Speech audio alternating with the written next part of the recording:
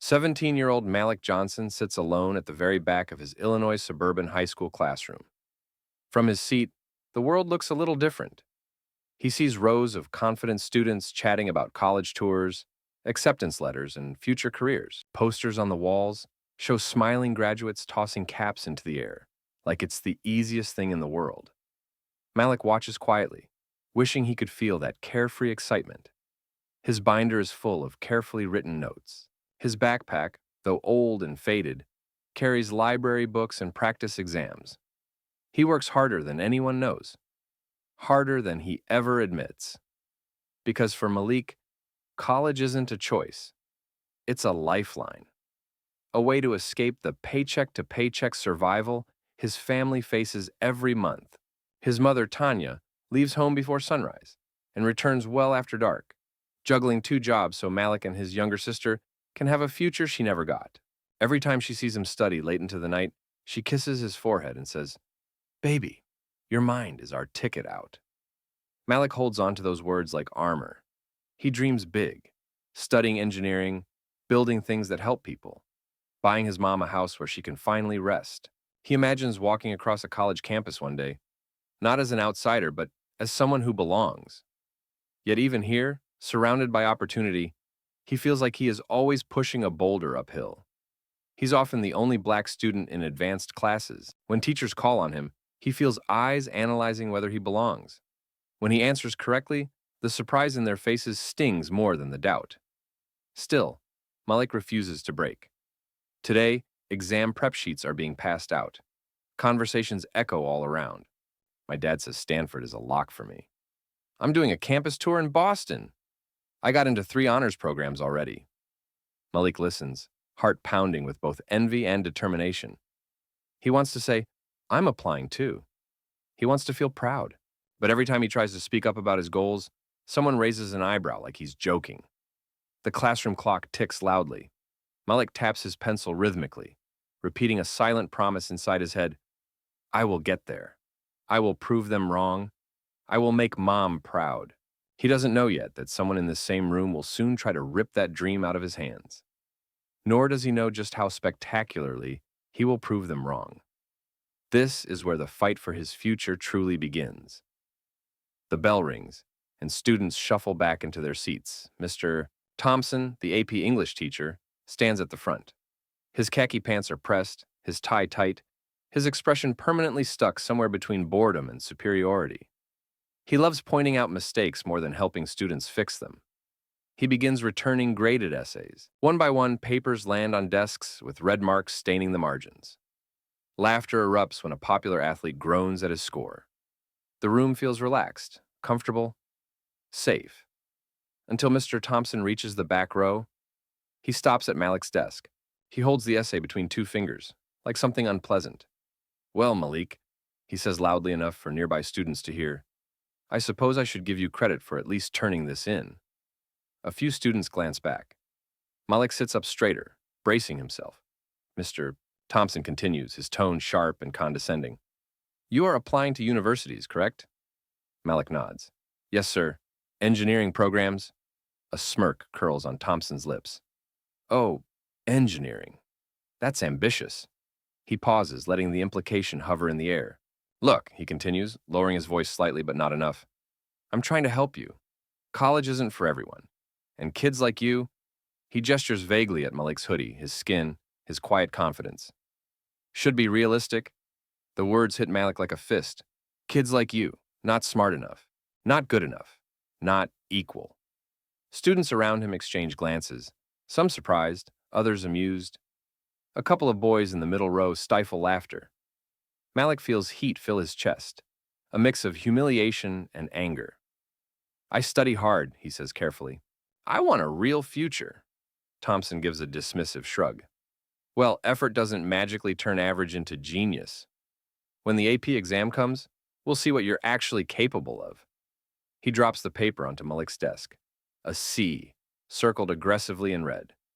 Focus on passing, the teacher adds, not dreaming above your level. Then he turns away. The classroom returns to its usual noise, but Malik remains frozen in silence. His throat tightens, his ears burn. not because he believes Mr. Thompson, but because a part of him fears others will. He looks down at his paper. The grade blurs a little as frustration builds behind his eyes. He promised himself he would not cry in school, not in front of them. He grips the paper, not to tear it, but to hold the belief that he is more than this small-minded judgment. Deep inside, a new fire ignites. If Mr. Thompson wants proof, Malik will give him proof he will never forget. The final bell rings, and students flood the hallways with laughter and weekend plans. Malik slips through the crowd unnoticed, clutching the C paper like a reminder of every stereotype he has ever had to fight. Outside, the cold wind stings his face. He usually walks home with music in his ears, but today the silence feels heavier. His backpack digs into his shoulders. Or maybe that's just the weight of someone telling him he isn't enough. Again, he hears Mr. Thompson's words on a loop. Kids like you, not for everyone. Be realistic. He knows exactly what the teacher meant. He has heard it his whole life, in different forms, from different mouths. Too poor, too black, too ambitious, too much for people who expect him to be small. Malik kicks a rock down the sidewalk and watches it bounce like his confidence did today. Hit hard, scattered, direction lost. He pulls out his phone. His thumb hovers over his mom's number. Should he tell her? Would that crush her more than it crushed him? No. He won't put that weight on her shoulders. She carries too many already. When he gets home, the tiny apartment smells like cleaning chemicals from his mom's morning shift. He drops his backpack and sits at the kitchen table, staring at the exam dates circled on the calendar. May 6th, AP English exam. Just a few weeks away, he feels a tear escape before he can stop it. He wipes it fast, angry at himself for letting anyone get inside his head. Then, a small voice interrupts the silence. Malik, you okay? His little sister Aliyah, only 8 years old, stands there hugging her favorite teddy bear. Her eyes are wide with concern. Malik forces a smile and ruffles her hair. I'm good, Bug. Just tired. She studies him like she doesn't believe a word, but she doesn't push it.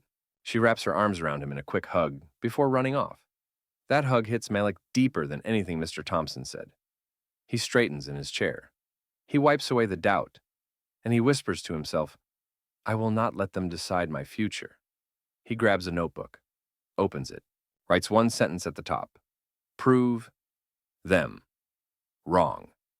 His hands shake with emotion, but his heart is steady with purpose.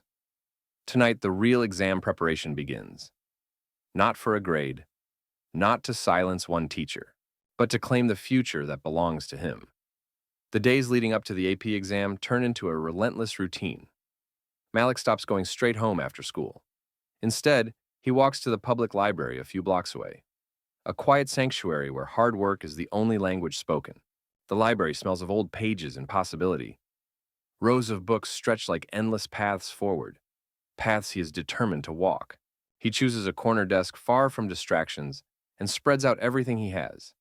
Writing guides, essay practice sheets, vocabulary flashcards, his laptop borrowed from school, notebooks filled with handwritten notes. Every night he picks a new topic to conquer. Every night he writes until his hand cramps. Every night he leaves just before the library closes. He doesn't tell anyone what he's doing. He wants the results to speak for him. The librarian, Mrs. Hill, a kind white woman with silver hair and glasses, notices how consistently he shows up. You work harder than most college students, she says softly one evening. Malik shrugs, trying not to show how much the encouragement means. I have to, he replies. Some people think I don't belong in college. Mrs. Hill tilts her head thoughtfully.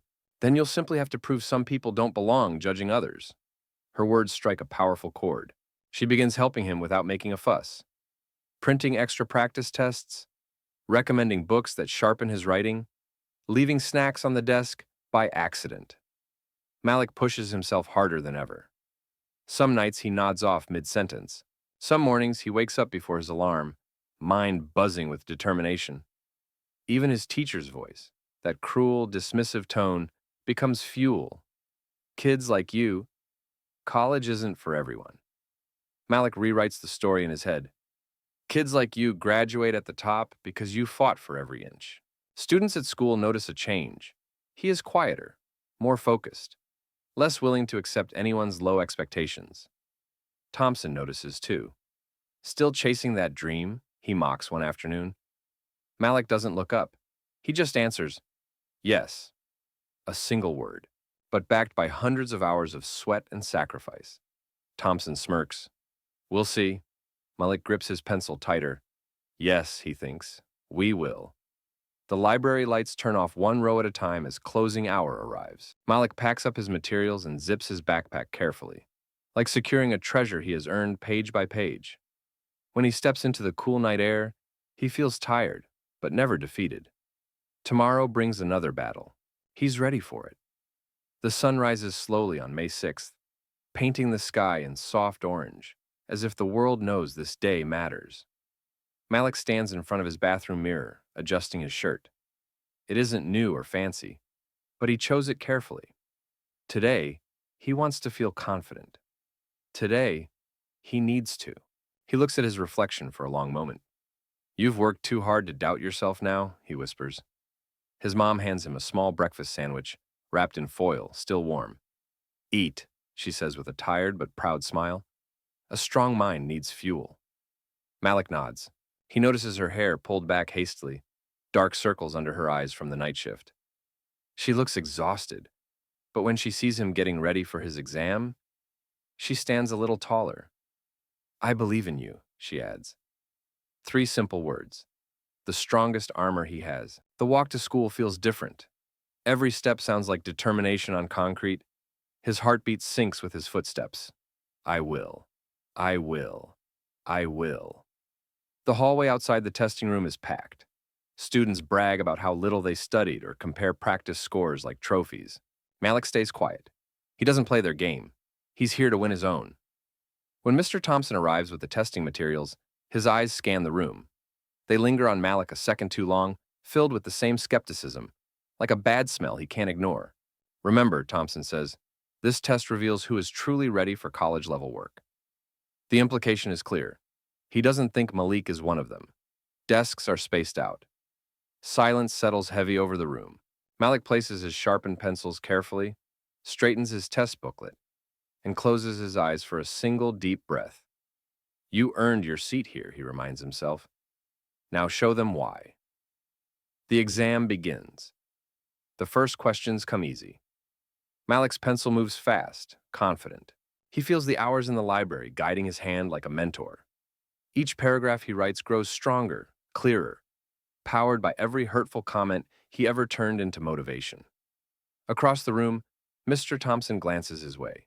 Malik doesn't see the look, but if he did, he would notice something new.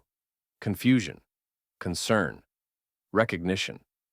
Malik finishes with minutes to spare. He reviews every answer twice. Then, when time is called, he sets his pencil down gently. His hands are steady. Students exhale nervously, whispering about questions they missed or answers they guessed. But Malik just leans back, breathing in the quiet victory inside his chest. Walking out of the classroom, he doesn't feel anxious. He feels powerful. He knows what he achieved on that paper, even if others don't know it yet. A week crawls by slowly. Students buzz with nervous energy. Every conversation in the hallways circles back to the same topic: exam results. Malik stays quiet, but inside, there's a flame burning steady. He remembers every late night in the library, every long breath taken to calm the doubt. He reminds himself, I earned this.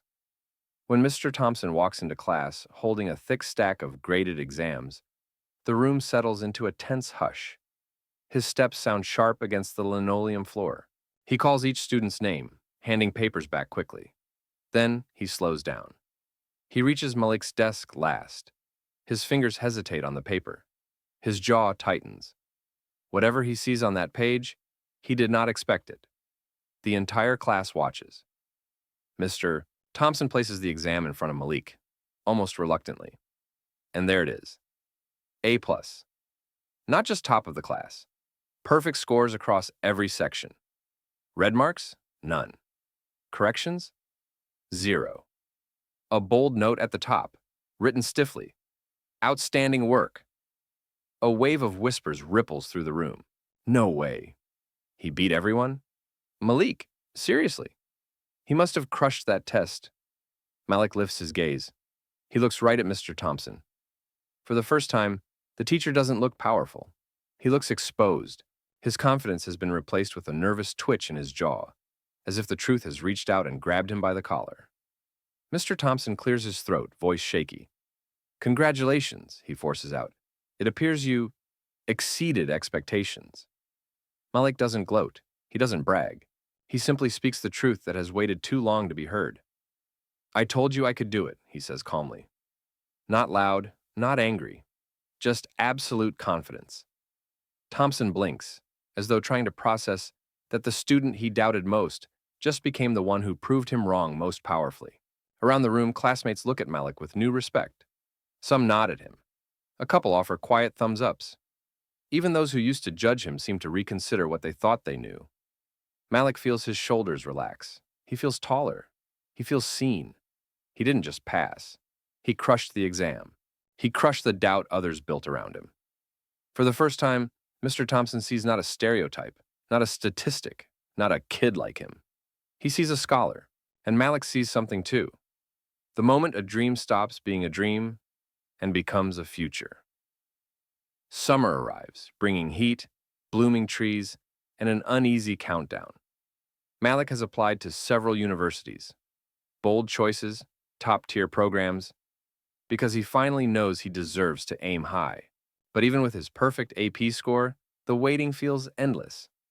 One afternoon, Malik walks home from his part-time job, dust on his shoes and sweat sticking his shirt to his back. He pushes open the apartment door and freezes. His mom stands in the living room holding a large envelope, the kind that sets destinies in motion. Her hands tremble, but her smile is wide and bright. This came for you, she says softly. The return address makes Malik's heartbeat explode in his chest. University of Chicago. Office of Admissions. He swallows hard. His palms sweat. His mom places the envelope in his hands as if she's passing him the key to a new life. Go on, she urges. Open it. Malik tears along the edge carefully as if the future inside might be delicate. He unfolds the letter slowly. His eyes scan the first line.